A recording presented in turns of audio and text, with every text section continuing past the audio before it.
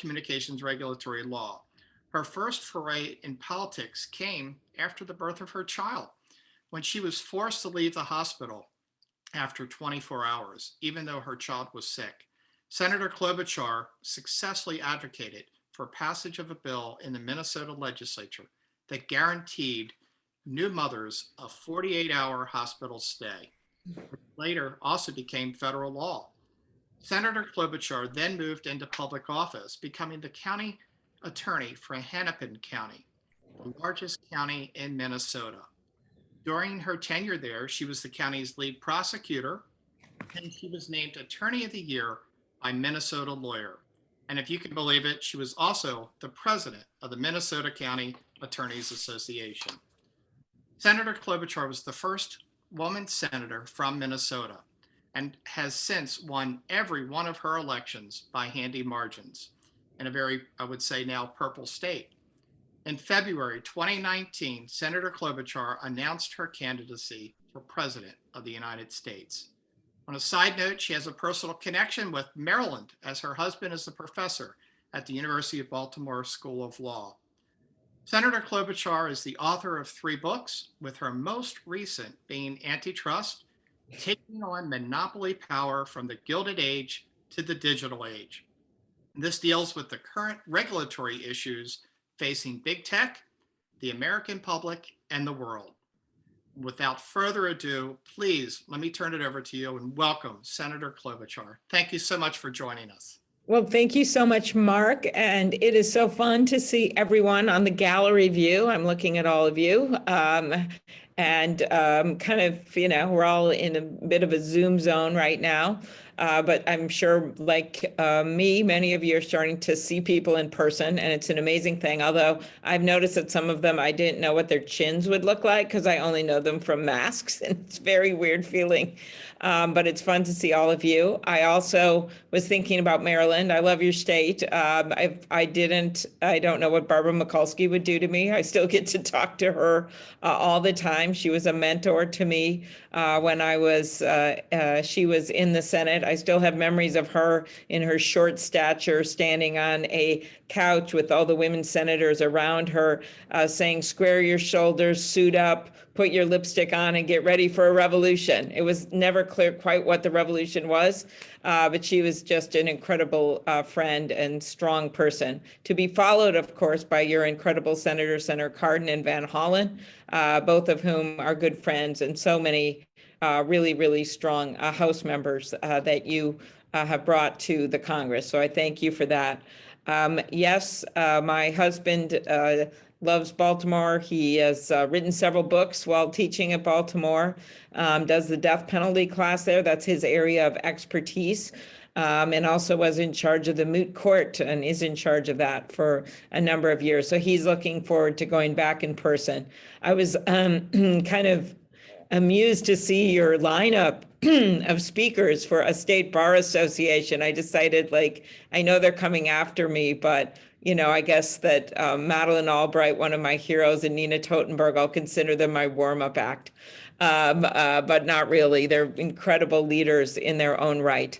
And so my topic today is what is the topic of my book, actually, which is antitrust. And I've tried in the book and with my work in the Senate to make it kind of digestible for people, because as we all know, it's such a complex thing. It went from being a big political issue where literally presidential candidates had antitrust songs like Bust the Trust, to something that has been more your purview, right? The lawyers and economists and legal proceedings, part because of what happened with the law, some of which I don't agree with, under some conservative justices over the years on the Supreme Court, some of which was the lack of action from Congress. And so there's been a lot less understanding of it. And I figure as lawyers, one of our jobs is to make it understandable, to explain to people if they wonder why their healthcare is expensive, or why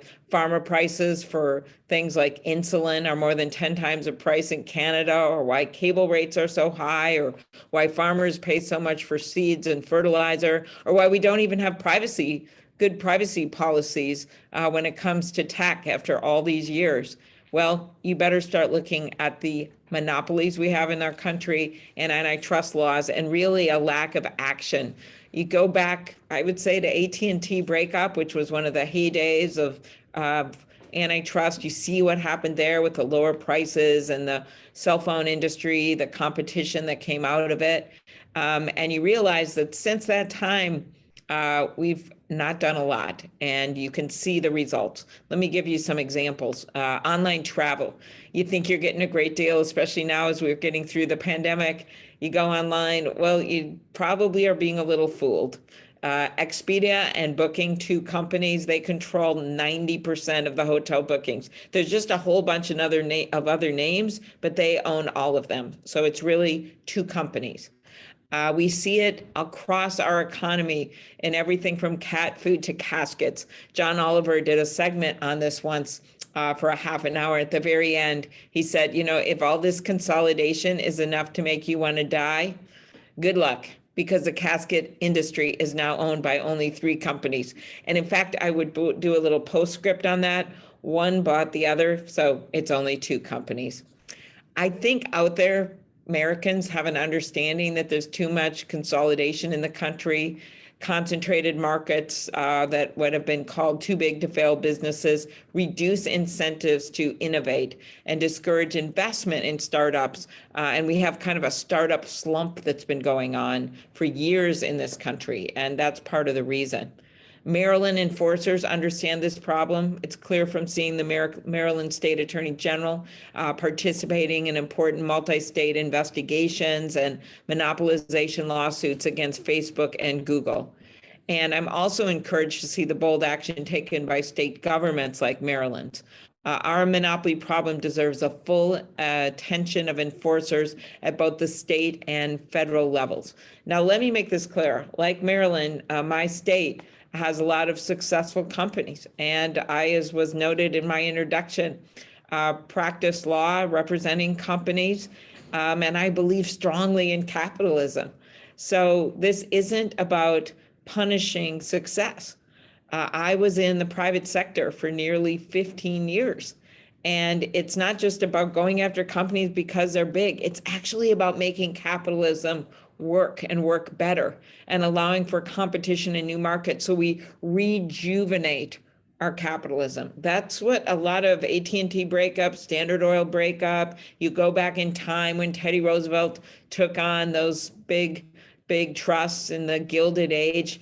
It was about rejuvenating capitalism. So yeah, am I glad we have iPhones? Yeah. Fitbits, all of this. Yes, it's great. But if we are stopped as a country from developing privacy policies or from allowing new entrants into markets, then we're going to have a problem, because our whole economy has been based on competition. And yet we've seen increasing levels of technology and rising market competition. So economic prosperity that fuels growth and fosters our country's innovation didn't just happen. And you go back in time, and I mentioned this a few times because I think it's really important to base this on how we got there. The early settlers, they left Great Britain because they didn't like to buy all of their stuff from monopolies. And the founding fathers and people that threw that tea into the water, that was about taxation without representation, but it was also about that they didn't want to buy from a bloated British monopoly called the East India Company, which was driving their own colonial tea merchants out of business. And then you go forward in time with, of course, Maryland playing major roles, as you were kind of there the beginning. But also you go across the country and the union strikes in places like Chicago, the Granger movement in my state of Minnesota and in Iowa and Wisconsin. People all over the country started rebelling against having to use one railroad company to sell their stuff or to buy things from one thing. So where are we today? Well, in the place of trust, we now have massive multinational companies and widespread corporate consolidation. Instead of Rockefeller's sprawling Standard Oil, we now have Amazon and Big Pharma. And whereas we once had figures like James J. Hill from my state and E.H. Harriman who tried to corner the railway market by issuing trust certificates. We now have horizontal shareholding, whereby wealthy investors own stocks in multiple companies in the same industry. And nowhere do our modern day competition issues come into sharper focus than with big tech. As I noted, they gave us great products and they're giving us great products. And we've got a lot of people that work in tech. But even though we can love a company's products, when its size and dominates allows it to buy out competitors and put a stranglehold on even regulation, we know it's time for change. A great example of this, even if you kind of don't buy this, and some people say, well, prices went down. Well, that's what monopolies do. Sometimes they bring prices down and then they can raise it because there's no other competitors in the market. Well, here's a great example. They literally held an entire industrialized nation hostage. That would be Australia. When Australia said, we think that you guys have to pay more for news content. You all know how newspapers, including in your state, have been suffering, and we're losing reporters, and then we lose an important part of our democracy, which is going underneath things and investigating things, not just at the federal level, not just the big guys that investigate things and reporters that do their jobs at places like the Washington Post and the New York Times, but at mid-level cities and at small towns covering local news. And so over in Australia, they said, you know what, you're going to have to pay for this news content because you're making a whole bunch of money, Facebook and Google, off of that. And you know what they said? They go, oh, you know what, we're taking our marbles and we're going home. If you're going to put these rules in place, Facebook actually switched off all news on its platform in protest in an entire country. Google responded by threatening to pull Google search out of the country, and they have 90% of the search engine. Microsoft came up and said, okay, we'll help out, but they had less than 5% of the market. Finally, there was so much international pressure that they both changed course. But that's not what's happening right now in our country. We've heard so much about trusting us, and then you wonder, okay, what about this toxic disinformation? Really close to Maryland's heart when the Capitol was invaded, or when you have bad information on vaccines out there. I was at a local cafe in my neighborhood, and this guy told me that his mother-in-law still hasn't gotten the vaccine because she believes that microchips are being inserted with the vaccine because she read it on Facebook. Even trying to compete in the marketplace. So what does this all have in common? And how do we think about it when we know we kind of like these products? Well, think about it this way. A few giant companies are gatekeepers and they dominate the markets, right? So that if you had this going on right now, say in cars, where you just had one company dominated everything and you couldn't go out and choose different cars, I think you would think that was a problem.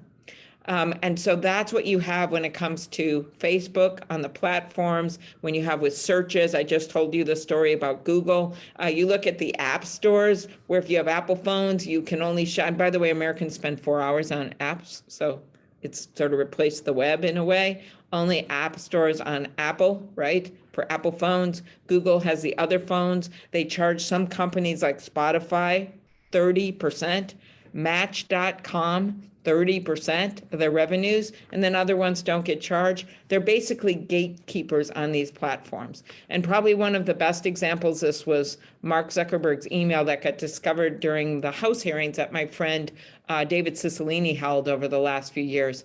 And it was about them purchasing then potential Instagram, right? Which is a great product, competitor theirs, even though it was small. His email said, these businesses are nascent, but the networks are established. The brands are already meaningful, and if they grow to a large scale, they could be very disruptive to us. They could be very disruptive to us. This is about companies that are buying companies so they're not disruptive. And I thought that's what competition is supposed to be about. That's what tech is supposed to be about. Disruptors, disruption in the market in a good way. If tech markets were more competitive, we would have companies that would offer the bells and whistles we want. Yes, you can get it through regulation. It should really be both ways, but we'll never know if Instagram or WhatsApp could have developed more privacy ideas and bells and whistles on disinformation because Facebook gobbled them up. And you see this across the board when it comes to tech, with Amazon, with retail and the like. So what do we do about it? First of all, Senator Grassley and I, from my southern neighboring state of Iowa on my southern border, he is kind of a maverick when it comes to small businesses. And we introduced bipartisan legislation to change the way the merger filing fees. If there's antitrust lawyers on the call, you know exactly what I'm talking about, because they haven't been changed for decades. And these big companies, it's just a drop in the bucket.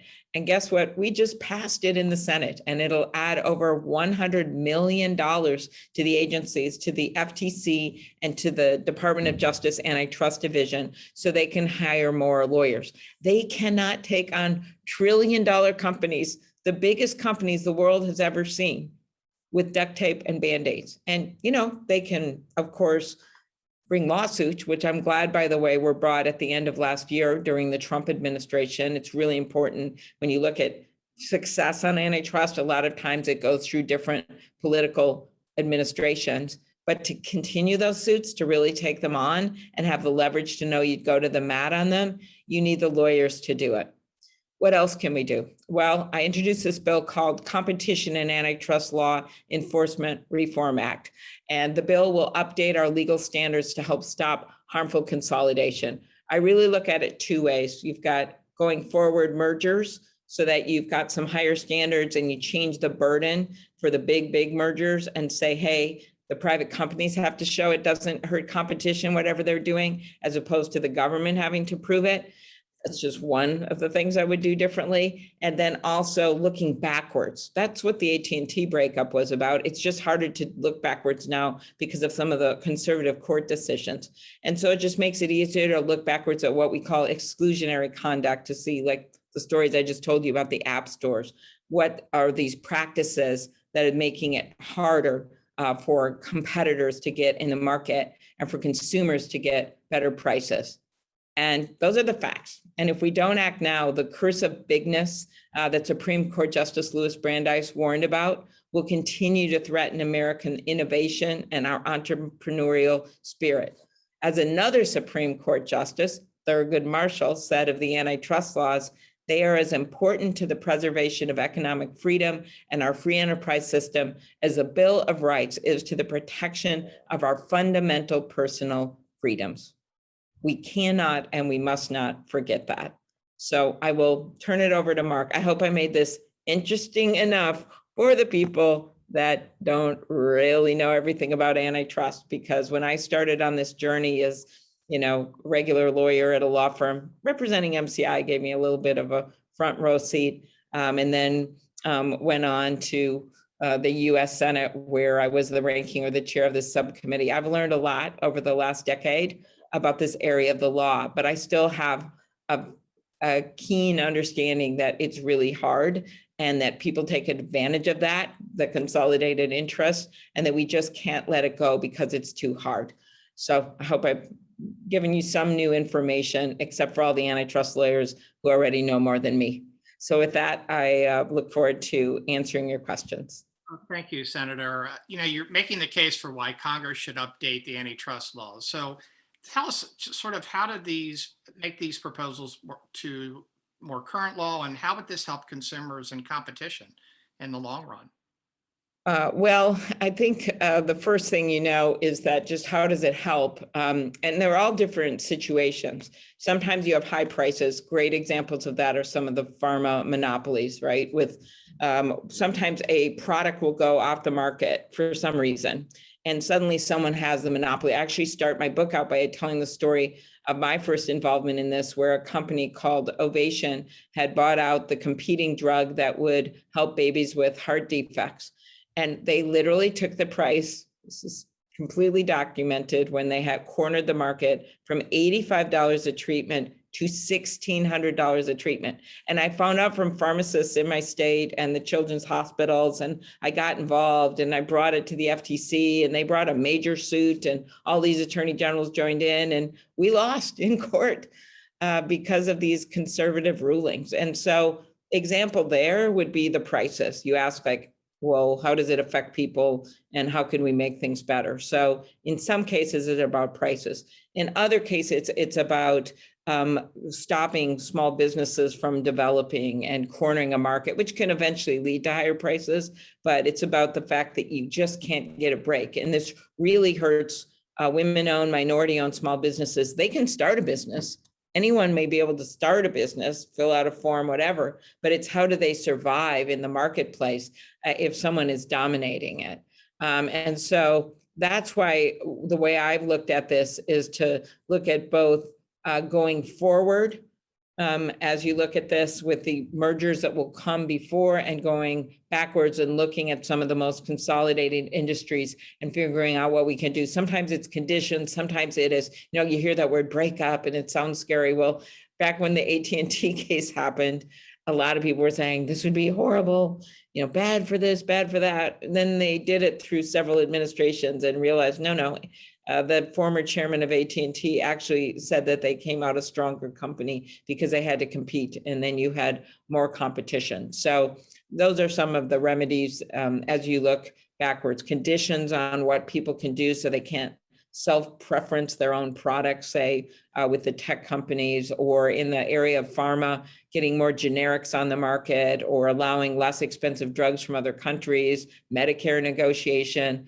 Sometimes these solutions are outside of antitrust, but a lot of times they involve problems that have been created because we have monopolies. And so I think you've got to look even, beyond the immediate on and beyond antitrust of what some of the solutions are. I think one of our viewers actually put in the chat about EpiPen being an example of. Yes, that was, my daughter has a cashew and pistachio allergy. And so I took that on immediately when that happened. I literally, as a mom, forget about being a senator, couldn't believe that. And that actually got better because of, and there's still issues, but it got better because of public pressure. Well, not every drug, there's all these rare drugs that this happens to. I just brought up the heart valve drugs, indomethacin, and that's not a rare disease, but it is a disease that had less public attention. EpiPens, allergies, that was huge. So there was like a social media effort and a lot of pushing to change that. And my point is, you can't do that with every drug. But that happened, and that's exactly a very good question. It happened in part because some of the competitors, for various reasons, were out of the market, and then one company was able to dominate. Well, during your campaign for president, you talked about being able to get things done. And in fact, you were involved in bipartisan passage of over 100 bills in Congress during that time. Could you tell us how have you been able to establish that record? Number one, it's outstanding. And do you think it's possible to get things done in our current? What a day to ask that. Yes, I do. I continue to believe you can get things done across the aisle, and especially in the area of antitrust, there's growing interest on the Republican side. I don't agree with some of their people that say, oh, in the area of tech, oh, they're bad because, they supported Democratic candidates or something, and they're trying to control content. That's just not the way I look at this. I look at this as a monopoly issue. And so, but there is, as I mentioned with Senator Grassley and some of the other work being done in this area, that there's growing the drug area with Senator Lee, there's a number of senators that have, I keep going back to Grassley, but there's a number of people that are willing to work on that. So we have seen some bipartisan support. That being said, I really want to get some big things done when it comes to climate change, voting rights. As chair of the Rules Committee, I've been through all of that. I chaired that hearing where we at least got the vote that would allow Senator Schumer to bring the bill to the floor, the For the People Act. Representative Sarbanes from your state has been such a leader in the House on this issue. And so I'm to the point where I think we should abolish the filibuster. And I say that as someone that's more in the middle of my party, someone who believes in bringing people together on both sides. I don't think it's been serving that purpose. I think it's being used to stop our country from moving forward in so many other areas. So I answer that question honestly, that I continue to work across the aisle on some really good stuff. And I believe there continues to be a reason to want to bring people together. We just did a very narrow report, but a focused report, an important report on the Capitol and what were the security failures. It wasn't about the whole story about what Trump did and the underlying causes of this, because that wasn't really our jurisdiction.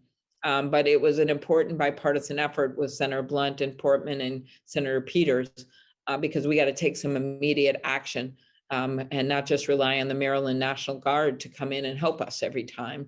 And so that is an example. We did that on a bipartisan basis. It wasn't easy, but we stayed together and we got it done. I guess I'd end because I have to go to a rules chairman's lunch. Very exciting. But I will end with some words from my friend Senator McCain in answer to that question. When he was dying, I got to see him one last time at his ranch in Sedona with Cindy. My husband and I went there, and he was having trouble talking at that point. But he pulled out one of his books, and so he could show me the words. And the last thing he showed me were the words that he wrote. And certainly he had good reason to understand this. And those were the words: "There is nothing more liberating in life than fighting for a cause larger than yourself." I feel like that's what we're up against right now with democracy. That's what we're up against with this economic consolidation. And I just every morning wake up and think there's a cause larger than myself. And even if it means getting in an argument with Ted Cruz that day, I'm on the side of righteousness. So with that, I will turn it back to you, but it's really enjoyed this. And I wish I could stay to hear some of my heroes speak. They're both friends. I've hung out with both of them many times. So somehow say hi to me if you're in the green room with them, from me, if you're in the green room with them ahead of time. But it's really good to talk to all of you today. Senator, thank you so much for your time. We know you have to run, but your book, Antitrust: Taking on Monopoly Power from the Gilded Age to the Digital Age, is available. So please, I recommend go out, get it if you're interested in this area of law. Thank you for all you're doing and for joining us at the MSBA Legal Summit. Senator, thank you.